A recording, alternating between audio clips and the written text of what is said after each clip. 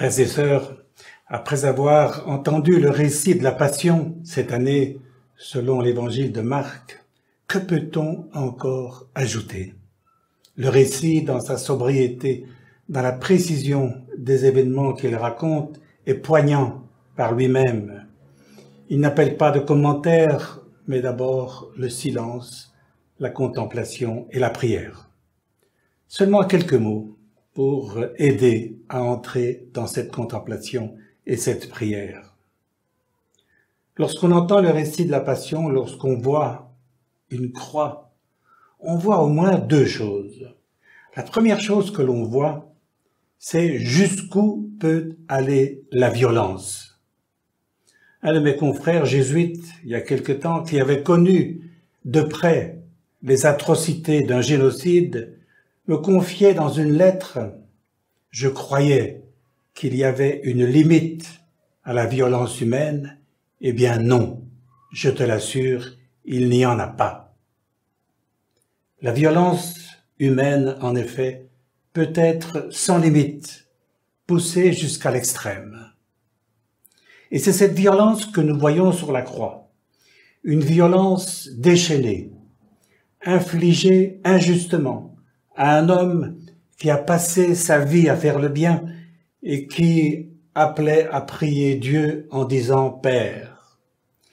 Une violence extrême, décidée par les autorités religieuses de son temps, applaudie par la foule, ordonnée par les autorités politiques et exécutée par la soldatesque. Cette violence extrême est la figure de toutes les violences dont témoigne l'histoire. Les guerres, les génocides, les tortures, les attentats, les morts de civils innocents et d'enfants dans des circonstances atroces, comme aujourd'hui encore on peut le voir au Yémen, au sud Kivu, en Haïti et en bien d'autres endroits encore. Pensons encore aux féminicides, aux crimes homophobes, aux viols comme stratégie de guerre, aux attentats, comme ceux dont on fait mémoire ces jours-ci. Oui, la violence n'a pas de limite. Il y a des violences qui sont patentes, qui apparaissent au grand jour et font la une des journaux, mais aussi combien de violences cachées et tuent. Les pressions psychologiques, le harcèlement, les discriminations, les abus et injustices de tout genre dont on ne parle pas. L'histoire humaine, oui, depuis son origine, porte la marque de la violence. Pensons au meurtre d'Abel par son frère Caïn, au début du récit de la Genèse. Sur la croix, on voit donc une violence extrême. Mais d'autre part, sur la croix, on voit aussi autre chose. On voit jusqu'où peut aller le don de soi et l'amour. Sur la croix, en effet, on voit un homme qui subit la violence, mais qui ne cède pas à la violence, qui ne répond pas à la violence par la violence, mais au contraire, la vainc, en aimant à travers tout et malgré tout, faisant foi en Dieu son Père. Il ne condamne pas ses bourreaux, il n'appelle pas sur eux la vengeance, mais le pardon. Père, pardonne-leur, car ils ne savent ce qu'ils font. Sur la croix, on voit ainsi un homme blessé à mort, mais qui met fin à la violence par un amour plus grand encore.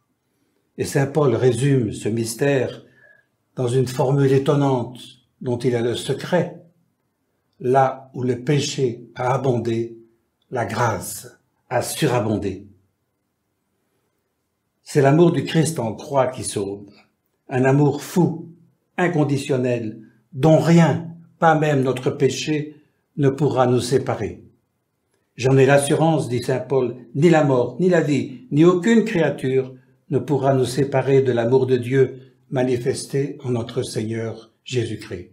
C'est cet amour-là que révèle la croix, que révèle le Christ en croix. Cet amour plus fort que la violence, nous le voyons aussi présent à l'œuvre dans l'humanité.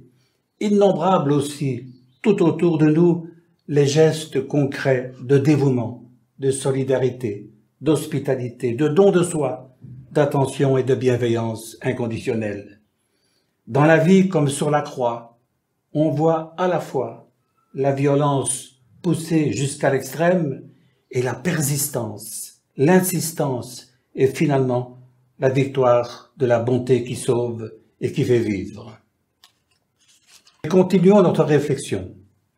Sur la croix, on voit encore autre chose, non seulement la violence et la bonté poussées à l'extrême, mais sur la croix, on voit aussi la toute impuissance de Dieu. Dieu laisse faire. Dieu laisse accomplir le péché. Dieu n'intervient pas. Il n'arrête pas la main du bourreau qui tue. Il n'envoie pas une armée pour libérer Jésus. Où donc est Dieu? C'est une interrogation que nous portons aussi quand nous considérons l'histoire humaine. Pourquoi Dieu permet-il tout cela? Où est Dieu dans les temps de guerre? Où était Dieu au moment des camps d'Auschwitz? Où est Dieu aujourd'hui encore dans l'épreuve que traverse le monde? Dieu se montre impuissant. C'est que le Dieu créateur n'est pas interventionniste. La création est un don. Et tout don est risqué, car quand on donne quelque chose à quelqu'un, on perd le pouvoir sur ce que l'on donne, sinon ce n'est pas un don. Le don de Dieu nous donne d'être libres. Si Dieu intervenait pour arrêter la main du bourreau qui tue, cela voudrait dire qu'il se repent et qu'il regrette d'avoir donné la liberté de faire le mal, mais aussi la liberté de faire le bien. Oui, sur la croix, on voit la toute impuissance de Dieu. Et pourtant, sur la croix, on voit encore autre chose. On voit la toute puissance de Dieu. Et cette toute puissance de Dieu, elle se manifeste comment? Dans la résurrection. La résurrection de Jésus, en effet, est la manifestation de la toute puissance créatrice et recréatrice de Dieu, qui rend justice et témoignage à cet homme-là, son envoyé, son Fils, qui a aimé en son nom jusqu'à l'extrême. Cette bonne nouvelle de la résurrection de Jésus, le Fils de Dieu, nous établit dans l'espérance du royaume encore à venir. Cette espérance nous met debout dès maintenant. En dépit des épreuves du moment présent, c'est une bonne nouvelle que nous entendrons et que nous proclamerons, que nous célébrerons dans la joie dimanche prochain, le jour de Pâques. Amen.